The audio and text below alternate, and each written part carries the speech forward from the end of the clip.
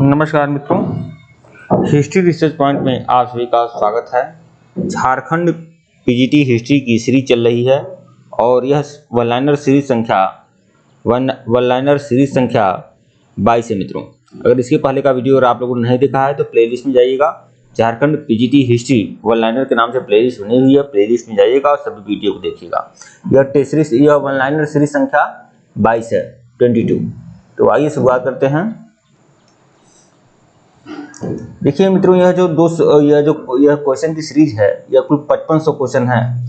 5500 question है जो ancient history, middle history, modern history, world history से हैं और झारखंड पीजीटी इतिहास के लिए इसे तैयार किया गया है। अगर आप इस पूरे कोर्स को लेना चाहते हैं, इस पूरे वन लाइनर सीरीज को लेना चाहते हैं, सिर्फ वन लाइनर सीरीज को लेना चाहते हैं, तो आप लोग हमारे ऑफिशियल व्हाट्सएप नंबर पर मैसेज कर लीजिएगा। ऑफिशियल व्हाट्सएप नंबर ऊपर दिया हुआ है, यहाँ पर भी मैं लिख दे रहा हूँ। हमारा ऑफिशियल व्हाट्सएप नंबर है 8318397276 8318397276 हमारा ऑफिशियल व्हाट्सएप नंबर है। मैसेज करिएगा। इसकी जो प्राइस है 250, यह 5500 क्वेश्चन सीरीज है, इसे 250 रुपये में है। ठीक है, अगर आपको चाहिए तो आप लोग ले सकते हैं। Ancient history, middle history, modern history, world history संबंधित 5500 क्वेश्चन की सीरीज है।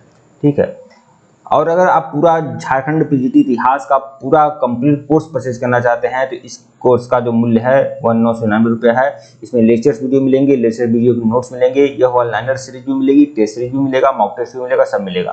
ठीक है, तो जैसी आपकी इच्छा होगी आप लोग ले सकते हैं। आइए शुरुआत करते हैं। 22 यह वन लाइनर सीरीज संख्या 22 है।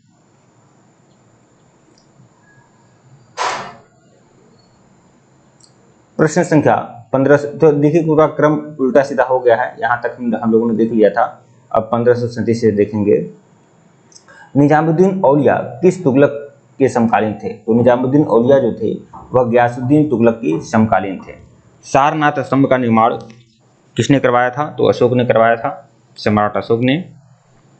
1539 देखिएगा। अशोक के सारनाथ स्तंभ के निचले भाग पर कौन कौन से जानवर निरूपित होते हैं? हाथी, घोड़ा, सांड, सिंह। 1540 देखिएगा।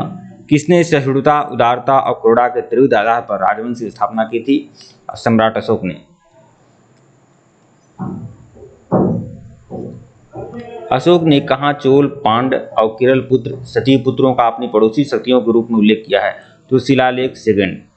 ठीक है, सन 1542 क्वेश्चन देखिएगा। अशोक ने कहाँ चोल, पांड, केरल पुत्र और सती पुत्र का अपने पड़ोसी शक्तियों के रूप में उल्लेख किया है? शिलालेख सेकंड। 1543 देखिएगा। अशोक के शिलालेख में उसके किस एकमात्र पुत्र की चर्चा की गई है? तो उसके पुत्र तीवर की चर्चा की गई है। 1544 देखिएगा। दिल्ली सल्तनत में सबसे लंबी अवधि तक किस वंश का शासन था? तुगलक वंश का।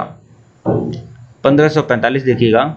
अशोक के शिलालेख में, अशोक के अभिलेख में उससे किस एकमात्र पुत्र की चर्चा की गई है? तो उसके पुत्र तीवर की चर्चा की गई है। 1546 देखिएगा। हिंदुस्तान की राजधानी दिल्ली से दौलताबाद किस शासक ने स्थानांतरित की थी? मोहम्मद बिन तुगलक ने। 1547 देखिएगा। किस मुस्लिम शासक ने जजिया ब्राह्मणों से भी वसूल किया था? फिरोज शाह तुगलक ने। 1548 देखिएगा। अशोक ने अपने किस शिलालेख में स्वयं का उल्लेख किया है? तो मास्की एवं गुर्जरा अभिलेख में अशोक ने स्वयं का उल्लेख किया है, मास्की एवं गुर्जरा। ठीक है। 1549 देखिएगा। अशोक ने ब्राह्मणी अभिलेखों को सर्वप्रथम किसने पढ़ा था? अशोक के जो ब्राह्मणी अभिलेख हैं इसको सर्वप्रथम किसने पढ़ा था? तो जेम्स प्रिंसेप ने। 1550 श्रीनगर की स्थापना किस शासक ने की थी? तो सम्राट अशोक ने किया था। 1551 देखिएगा। मध्यकालीन भारत का प्रथम शासक कौन था जिसने सती प्रथा पर निषेध लगाया था? तो मोहम्मद बिन तुगलक। मतलब मध्यकालीन भारत का शासक कौन था जिसने सती प्रथा पर रोक लगाया था? मोहम्मद बिन तुगलक। बाद में अकबर भी रोक लगाता है। ठीक है। 1552 देखिएगा। किस सुल्तान ने सर्वप्रथम उत्तर भारत में सिंचाई हेतु नहरों का जाल सा बिछा दिया था? तो वह था फिरोज शाह तुगलक। 1553 देखिएगा। कृषि हेतु ऋण व्यवस्था सर्वप्रथम किस सुल्तान ने की थी? मोहम्मद बिन तुगलक ने। 1548 देखिएगा। अशोक ने अपने किस शिलालेख में स्वयं का उल्लेख किया है? तो भी बताया हूँ, मास्की एवं गुर्जरा अभिलेख में अशोक का नाम मिलता है। 1549 देखिएगा। अशोक के ब्राह्मणी अभिलेखों को सर्वप्रथम किसने पढ़ा है? तो जेम्स प्रिंसेप ने पढ़ा है। 1550 श्रीनगर की स्थापना किस शासक ने की थी? तो सम्राट अशोक ने की थी।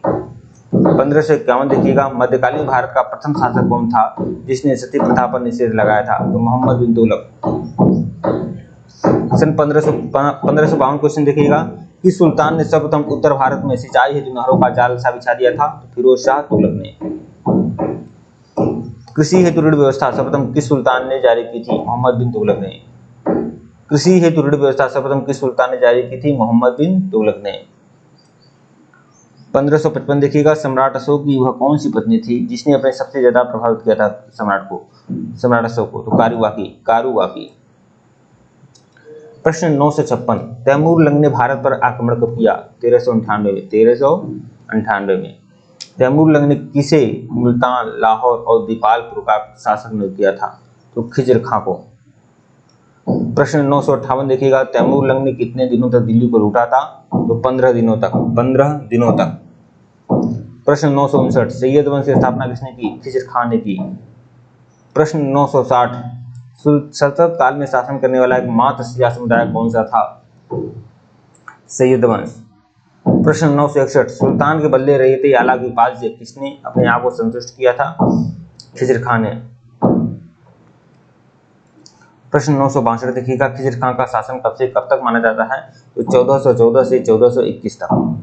1421 तक। प्रश्न 963, यमुना के किनारे किस शहर की स्थापना मुबारक शाह ने करवाई थी? मुबारकाबाद की। प्रश्न 964, तारीख मुबारशाही की रचना किसने की थी? याहिया अहमद सरहिंदी ने। प्रश्न 965, सैयद वंश का अंतिम शासक कौन था? अलाउद्दीन आलम शाह। प्रश्न 966, लोधी वंश की नींव रखने वाला श्रेय कौन था? बहलोल लोधी को जाता है। प्रश्न 967 देखिएगा, बहलोल लोधी अफगानों की किस महत्वपूर्ण शाखा से संबंधित था? साहूखेल। प्रश्न 968, दिल्ली का सुल्तान बनने के बाद बहलोल लोधी ने कौन सी उपाधि धारण की थी? तो गाजी की उपाधि धारण की थी बहलोल लोधी ने। प्रश्न 969, बहलोल लोधी ने किस नाम से सिक्का जारी किया जो अकबर के शासनकाल तक प्रचलित रहा? बहलोली। प्रश्न 970, लोधी वंश का कौन सा शासक अपने सरदारों को मकसद-ए-अली कहकर पुकारता था? निजाम खां अपने सरदारों को मकसद-ए-अली कहकर पुकारता था।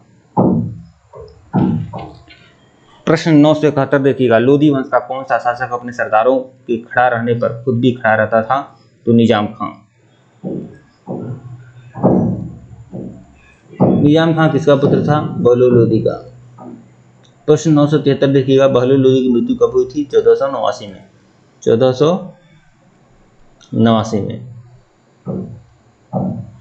प्रश्न 974, बहलोल लोधी ने किस शहर को दिल्ली की सल्तनत में मिलाया था? जौनपुर में। प्रश्न 975, उस समय जौनपुर में किस वंश का शासन था? सरकी राजवंश का शासन था।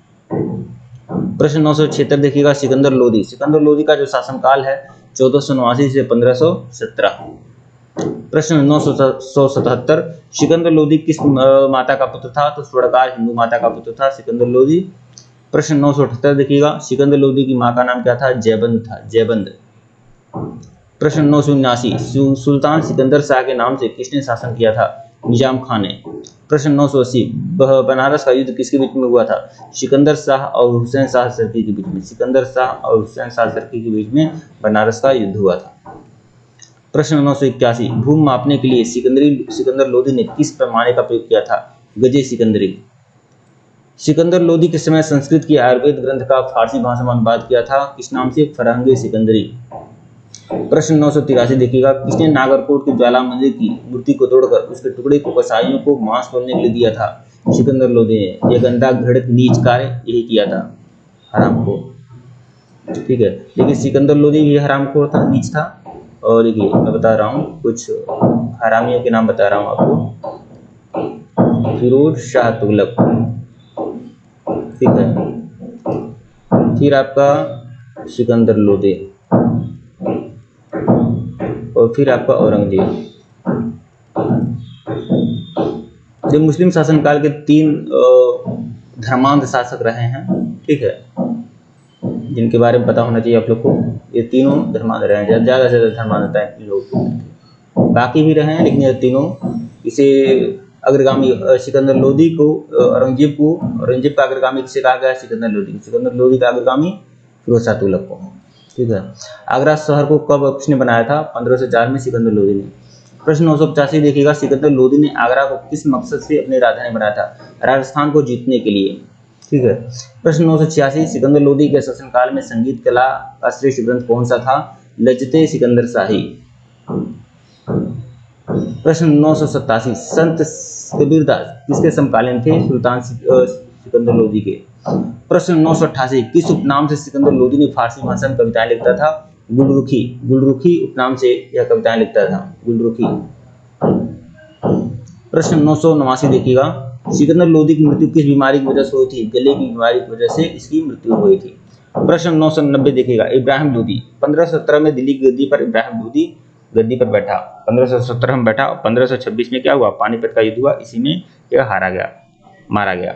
अच्छा, इब्राहिम लोदी की प्रशंसा में मैं यह बात आप लोगों को बताना चाहूँगा और यह जानकर भी आपको हैरानी होगी। पूरे दिल्ली सल्तनत क्या पूरे मुगल वंश के इतिहास में, या दिल्ली सल्तनत कहिए या फिर मुगल वंश का पूरा कहिए, ठीक है, पूरे इस्लामिक शासन में भारत में जो हुआ था, उसमें पहला ऐसा सुल्तान था या पहला ऐसा मुस्लिम शासक था जिसकी मृत्यु हुई थी, वो भी रण क्षेत्र में हुई। बहादुरी वीरता के साथ ये लड़कर मारा गया। तो बाकी सभी ऐसे कहीं मतलब कि लड़ते हुए मारा जाने वाला इब्राहिम लोदी ही बस था मुस्लिम शासकों में। ठीक है मित्रों, वीडियो को लाइक और चैनल को सब्सक्राइब करिएगा। धन्यवाद आप लोग को। टेलीग्राम बिल्कुल ज्वाइन करिएगा, लिंक डिस्क्रिप्शन में दिया गया है। धन्यवाद।